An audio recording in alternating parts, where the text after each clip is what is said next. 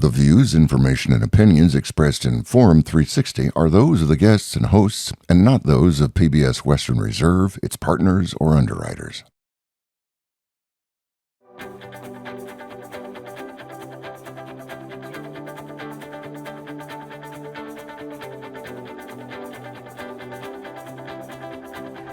Welcome to Forum 360. Thank you for joining us on our global outlook with a local view. This is Leslie Ungar, your host today. Mark Twain is attributed with saying, "Kindness is the language which the deaf can hear and the blind can see." Today is the second of a two-part series on smaller nonprofits making a big impact. Kindness is a foundation for the first nonprofit that we are going to talk with today. This co-founder and now executive director of an organization that was founded to extend kindness in a systematic way to people that find themselves alone near the end of their life. Kindness is a thread that weaves its way through Grace House. Northeast Ohio is home to thousands of great nonprofits. Some seem to get more attention than others. Today, we are going to talk with this organization doing great work that I became aware of just this past year. Welcome to Holly Klein, co-founder and executive director of Grace House. Thank you. Thanks so much for having me. Thank you for being here. As an executive coach, I have an exercise that I ask my clients to do. It's called the walk across the room exercise. Oh, okay. No one likes it, but they learn a lot from it. Sure. Okay. And this is how it goes. They actually have to walk across the room as they're doing it, and the goal is to answer a question in 2 sentences. Okay? Okay. So my first question to you is to ask you to explain your nonprofit's mission in the time it takes to walk across a room. Oh, okay. I can do this. Okay? I can do this. It's like name that tune. You That's remember that old right. name? I can do it in 10. I can do it in 8. That's I can right. do it in 7. Do it in 2 sentences. It could be extended sentences, but I can do it. Grace House Akron is a comfort care home.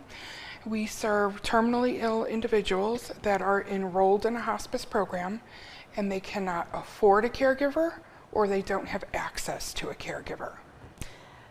Good job. 2 sentences. 2 sentences. But what does it mean they don't have access to a caregiver? So hospice benefit is a wonderful benefit. It's a Medicare created benefit. And for anyone that might not know, that benefit is what? it is a benefit that covers end-of-life care. So it covers the hospice providers coming in and out. So RNs, the hospice physicians, the social workers, the chaplains, the hospice aides. It also covers all of the medications related to that terminal illness. But what it doesn't cover is private caregiving or room and board in a nursing home. So when I talk about access to a caregiver, it's those people who maybe can't afford private caregivers or can't afford room and board in a nursing home. Because that room and board can be anywhere from $200 to $300 a day up to $800 or $900. So some of the people at Grace House are people that were living where or how? Typically they come to us from the community. So it can either be they live alone and they're estranged from family, they don't have that caregiver. Sometimes it's an elderly couple, so maybe the spouse can't be a caregiver and they can't afford those private caregivers. But 50% of the folks we have served experienced homelessness prior to coming to Grace House. Now, is homelessness still a word that we use? Yes. Yes, it is. So it's Yep. okay to Yep. say homelessness. Yep, because they're experiencing homelessness. You'll also hear people say unsheltered. Yes. Typically we don't like to say homeless because that's like a quality for the person, not something they are experiencing. Yeah. Now, is there a difference between, when you mentioned hospice, is there a difference between hospice care and palliative care? Oh, yes, there is. There is. So there is. So palliative care is... And let me just interrupt you Yeah. for a moment. Great Your question. training, you are a nurse. I am a nurse. So you're going to tell us the difference between palliative from a medical standpoint. Absolutely. Okay, So I have been a hospice nurse for 17 years. I've been an RN for 26 years. It's crazy how time flies. Yes, it is. So we have a little saying that all hospice is palliative, but palliative is not hospice. So palliative care is really the treatment of symptoms for a chronic health condition. Okay. If that makes sense. Which is not necessarily terminal. Correct. Got Once it it becomes terminal, it then becomes hospice, because hospice, you really focus on quality of life and symptom management.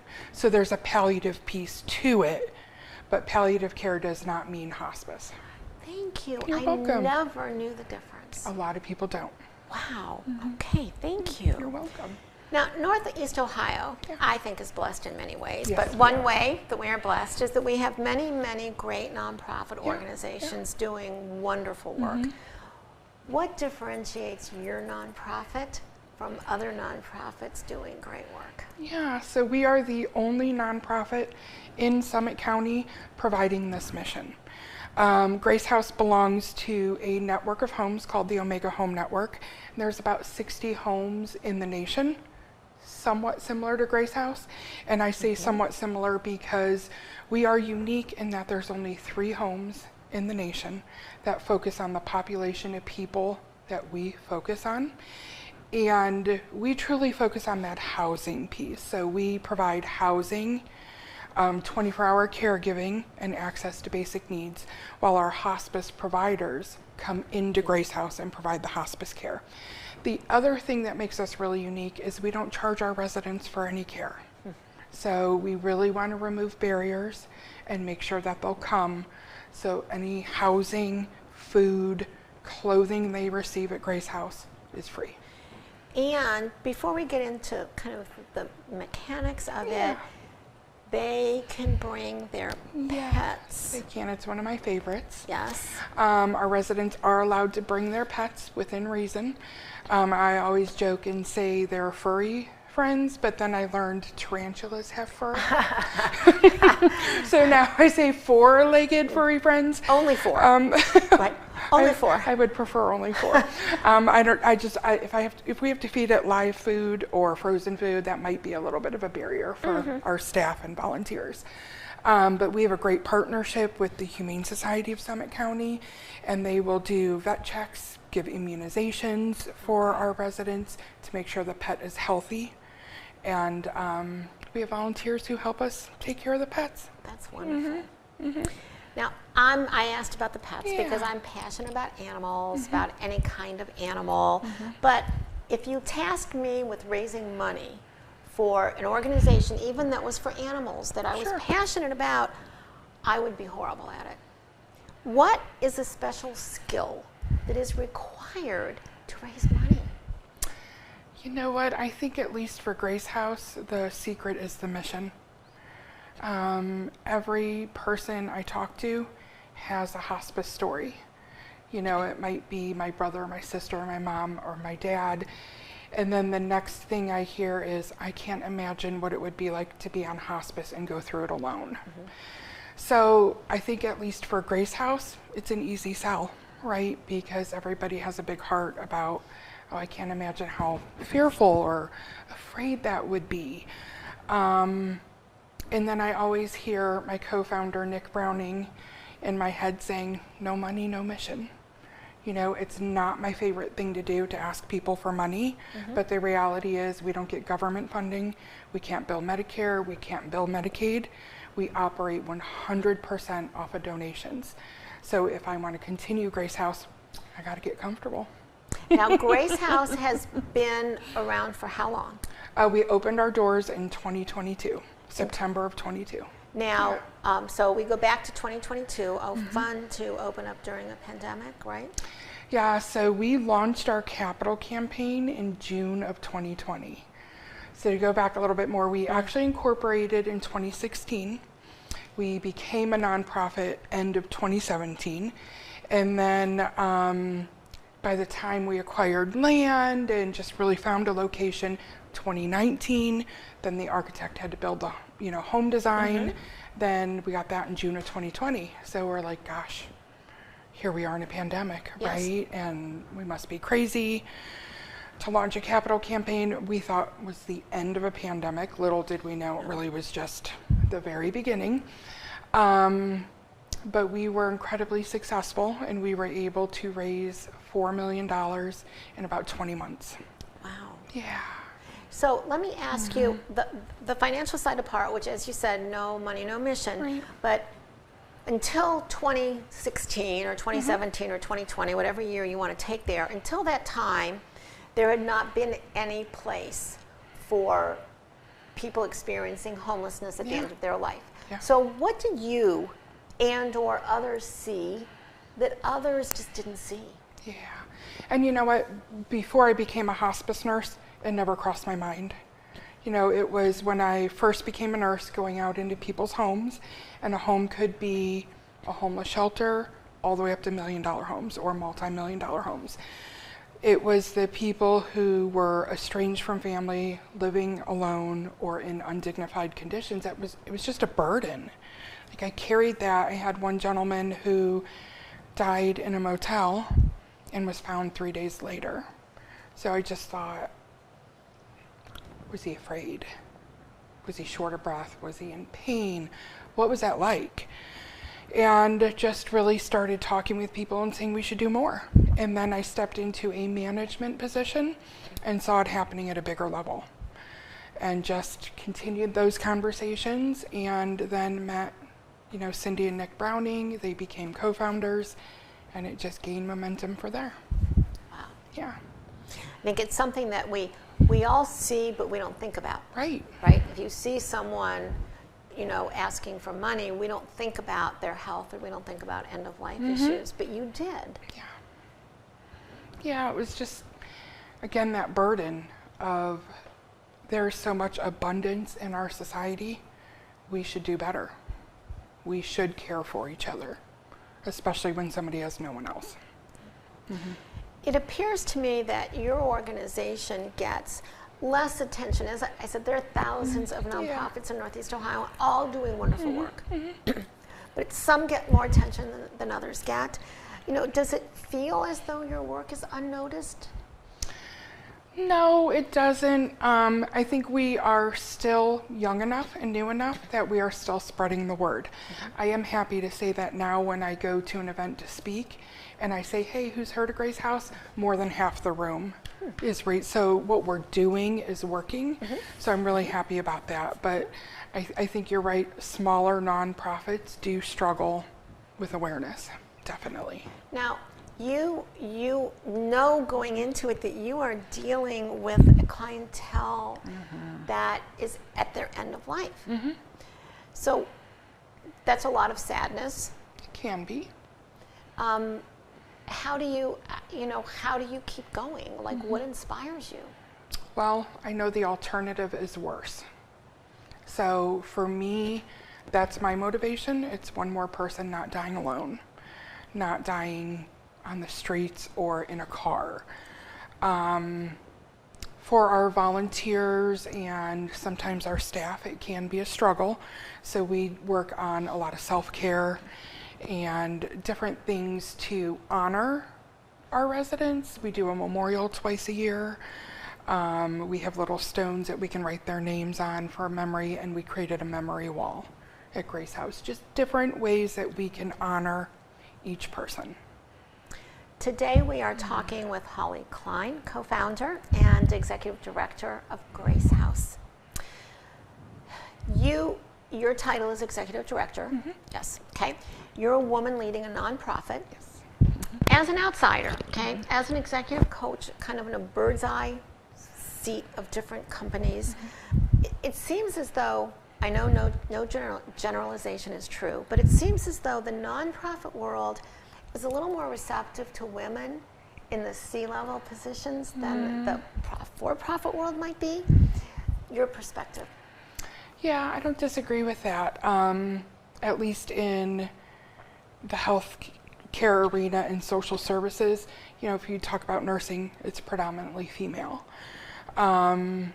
And I just think that for many women, we're more social justice oriented, and that is a natural partner with nonprofits.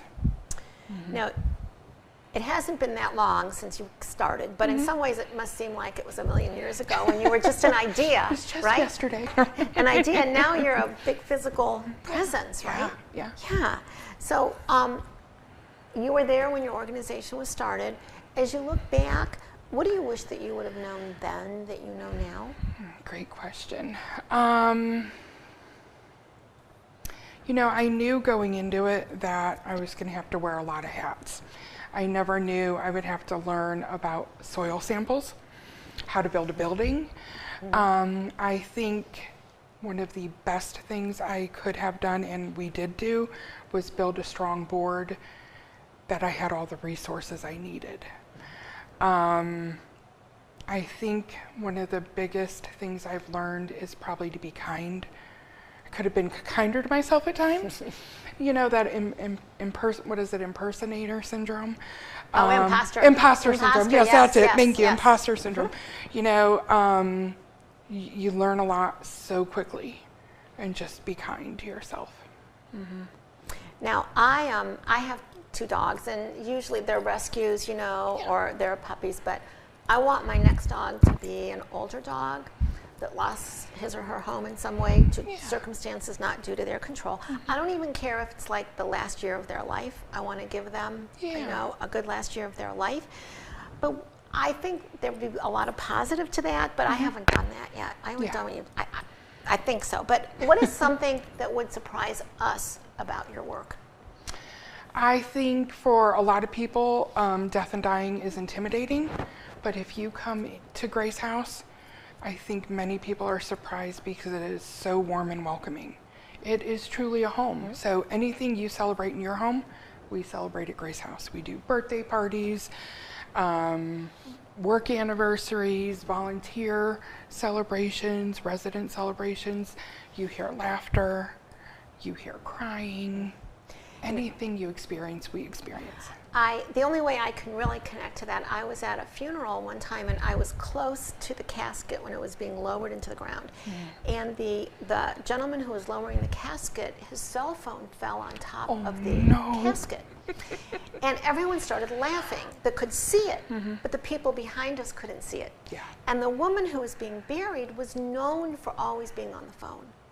So we're laughing, and I said to the clergy afterwards, I'm so sorry, you know, that we were laughing during the service. And he said words I've never forgotten. At every funeral, there needs to be laughter and tears. Amen. So you are telling me that at Grace House you 100%. have laughter and tears. All the time. And you know what, our residents, it's not that they're there a few days. We have 2 residents there now that have been there, well, since March. So we really do become family. So anything your family experiences, so do we. We share meals together. We maybe don't always agree. As any family. As any right? family, you know, but we celebrate each day. Now, I would think that some people might think that it's just very sad, and sometimes we get paralyzed with sad, right? And we think we can't do anything, or we can't do enough, or what we do won't make a difference. What are some things that people can do? Oh, I would say if you have a talent, share it with us. We have enough volunteer positions. We have 13 different volunteer positions, so anything from cooking. Our kitchen is pretty much 100% volunteer run. They prepare all of our meals. They help with the meal prep, menu prep, everything there, from companionship to cleaning. We have a beautiful courtyard there. We have a gardening club. We have a handyman club of 1. So we're looking if he's handy. That's right. That's right. We are looking to expand that group. But animal lovers, and we have a group of residents right now that really love playing cards or different games. And we have a new little volunteer group coming in every Friday morning, and we see gin rummy or euchre, or so if there's a talent that can be shared, we would appreciate that. But also we have an Amazon wish list, and of course always donations. Now, you said that you've been a hospice nurse for like 18 years, 17 years of the 26 years that you've been a nurse. What is something that you do that keeps you inspired? I'm always doing some type of self-care. I journal at different times, and I try to change up what I do so it doesn't become rote. Exercising, yoga is a new thing I'm doing in the mornings. I found a couple of like 5-minute yogas. I'm like, oh, this is perfect for a quick morning. I really love spending time with my family.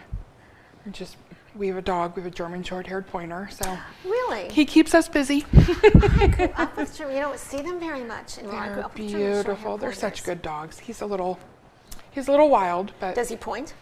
oh yes. Yes. Always. Make sure he can point. He points. Now, you said that you are 100% self-funded, Yeah. right? So are you affected at all by a change in administrations at the city level, at the state level, or at the national level? So we can be in that when other nonprofits are losing funding and our foundation dollars or donor dollars are becoming more competitive, then yes, we are impacted by that. Okay. Definitely. And we were looking at possibly expanding or doing another location and looking at some HUD funding, and we can't do that. And that funding is gone. It's all dried up. So we are impacted just like other nonprofits. That's what I was going to ask if now you have a 2-year vision, a 5-year vision, a 20-year vision, some kind of a vision. What does that look like? Does that look like more locations? So ideally, yes. What we also would like to look at, because we've learned a lot of lessons, right? It's been 3 years. We've served 135 people, majority some type of cancer. But for those other folks who are maybe heart disease, lung disease, kidney disease, when you put them in stable housing, good food, good health care, what do you think happens? Their health improves. They can only be at Grace House if they are on hospice. So if their health improves to the point it's not considered terminal, they have to leave Grace House. That does not take away their complex medical problems. We also have people who really need that housing but aren't yet appropriate for hospice. So we were kind of looking at like, how do we get the same population that we know are going to come to Grace House or who are ready to leave Grace House? So that's kind of what we were exploring for some expansion, and we'll continue to explore. But right now, we just don't have that funding. What might surprise us? I can't imagine someone experiencing homelessness. Yeah. I cannot imagine. Just physically, mentally, Yeah. I cannot imagine. What would surprise us about meeting or talking to someone? It seems to me they have to have a tenacity that isn't perhaps used in a traditional way, but what might surprise us about how someone ends up experiencing homelessness near the end of their life? Their resiliency. What we see as a common thread, though, among our residents is they are all afraid no one will remember them. So we always try to work at getting to know them. So we let them know they are seen and that they're heard.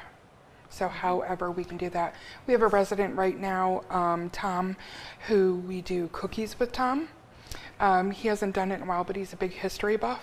So he would put together a presentation and volunteers would come in, and he was like a history professor. But what a small act that we could do to make him feel seen and heard, you know? In the couple minutes we have remaining, I'm going to ask you some questions, not so much about Grace House, but about you, so that the audience can get a kind of a feel for Holly Klein, and just ask for 1 or 2 word answers. What is the most valuable piece of technology that you use? Technology. I guess, I hate to say it, but I guess my phone. Phone? Because you could use it as a computer. You Yes. could Yes? You know? Yeah, I guess. Okay. Is there a piece of archaic technology that you still use or would like to still use? That's my thing that I'd like to still use. That's right. I used to have, with my curly hair. You can't imagine it being curlier, but what is the diffuser on the end of the? Yes, yes. I used to have the perfect one, and I it broke. I get it, girls, Yeah. and their curly And hair. It broke. As a fan, I'm a fan of Northeast Ohio. I assume you're a fan of Northeast Yep, Ohio. yep. Your favorite season? Fall. Fall. Yes, Okay. I love it. Your favorite destination in Ohio? Is there a favorite Ohio destination? A favorite Or one. a favorite destination outside of Ohio? Well, I would say locally, I love Heimelreich Lodge, like that park and that trail. It's my favorite in the metro parks. Is there a hidden jewel? It could be a restaurant. It could be a dive. It could Just be. one? Yeah. There are so many good restaurants in the area. Give me 3 quickly. Okay, Hop and Frog. Okay. I And where is Hop and Frog? Hop and Frog is over 224 over by the air dock. Okay. It's Hop and Frog. this great little brewery. They have fantastic food. You didn't know you'd hear it when we were talking about Grace See? House. Anne Frank wrote in her famous diary, you can always, always give something, even if it is only kindness. Our guest today shared with us what kindness looks like to those whose life took them in directions that led them to being alone at life's end. I'm Leslie Ungar. Thank you to Holly Klein, Grace House, for joining us today on Forum 360 for a global outlook with a local view. Forum 360 is brought to you by John S. and James L. Knight Foundation, the Akron Community Foundation, Hudson Community Television, the Rubber City Radio Group, Shaw Jewish Community Center of Akron, Blue Green, Electric Impulse Communications, and Forum 360 supporters.